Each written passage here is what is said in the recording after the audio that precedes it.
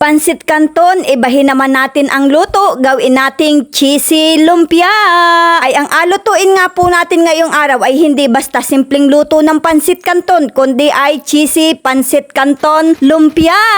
At kailangan nga lang po natin dyan ng 2 balot na Pansit Canton. At kung ang lagi nga po ninyong luto sa Pansit Canton ay inalagyan nyo lang ng itlog, ay itry naman po natin ang ganitong luto. Ay kalimitan nga po yung mga ganitong pagkain, ang makamahilig talaga dito ay mga kabataan. Ay dati nga po nung kabataan ko pa, wow, matanda na ngayon.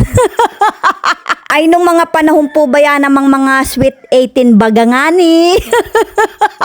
Ay ari po talaga yung mga paborito kong pagkain, tsaka nga ni po ay hotdog. At lalo na nga ni po pag yung sahod mo ay talaga namang inakapos na, lalo na nga po yung Pansit Canton na ang pangalan ay Indomie. Nako, ay talaga naman pong mabenta po yun sa mga Pilipino. At ayan nga po, maghiwa-hiwa na nga po tayo ng cheese. Ang ginamit nga po natin ay yung melted cheese, yung makamadali lang po siyang matunaw. Ay mas maganda nga po sana kung ang gamit pa natin ay yung mozzarella cheese na pag kinain mo talaga ay talaga namang nagamelt. At ayan nga po, ibalot na natin yan sa lumpia wrapper at 2 pirasong hiniwang cheese nga po yung ating ilagay dyan. At sa pagkain nga po ng Pansit Canton ay nako, ay once in a blue mo na nga lang po ako makatikim ng ganare. Ay nadating po talaga yung panahon na yung mga dati mong paboritong pagkain ay naku, gusto mo na lang po ngayon ay tikim-tikim na laang. Ay kagaya na nga lang nga ni po yung mga crush natin nung tayo ay mga teenager pa. Tapos nga ni po pag makikita mo na o masasalubong mo sa daan, tapos ay makikita mo sa Facebook, mapapatanong ka na lang po talaga sa sarili mo na,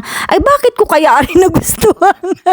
Ay talaga naman pong nagabago din talaga ang ating taste. Ay hahaw. Kaya naman sa mga kabataang naku, ay kung makaatungal lang iyak pagka nag-away ng mga katipan, ay naku, ay ining ay hindi pa yaan, ay kumbaga ay testing pala ang yang inyong yan. Kaya nga po sabi ko sa mga pamangkin ko, ay naku, hindi baling umibig at yan ay talagang kasama sa buhay. Kaya lang ay naku, dapat alam ninyo yung inyong limitasyon. At bago nga ni kayo mag-asawa, abay mag-enjoy muna kayo sa buhay, bilhin muna ninyo yung mga gusto ninyo. At baka nga pag nagkaasawa kayo, aba hindi na kayo makabili ng panty at saka ay brief. Ay nakakatawa man mga kaprensi, pero totoo nga po yan, reality check, yan po ay totoong totoo. Ay pero meron din pong mga dalaga at saka po ay binata na hindi rin makabili ng panty at brief. Ay pagkagayon nga po mga kaprensi, ibig sabihin wala ka pang kakayahang bumuo ng pamilya, ay naku, stay put ka muna dyan. Kaya nga po wag kayong nagapa-pressure sa inasabi ng iba, yung inasabi ay naku, may edad ka na, mag-asawa ka na, o dapat sa ganitong edad may ganito ka na. Ay naku, ang inasabi ko po sa inyo, hindi karera ang buhay. Ay alam nyo po baga, isa lang ang na-realize ko nung dumaan sa atin ang pandemic, i-enjoy natin ang buhay dahil hindi po natin alam bukas, baka tayo ay mategi na. Ganyan nga po ka-cheesy ang ating Pansit Canton lumpia. Kaya naman mga kapransi, ano pang inaintay natin dyan? Sakmala na! Ay talaga naman po mga kaprensing, aayano ang grabe ang ating istoryahan, ay kaya po ay tayo ay nagutom. Ayos na ayos po man din aring pang merienda. Hanggang sa susunod na video mga kaprensi, maraming salamat!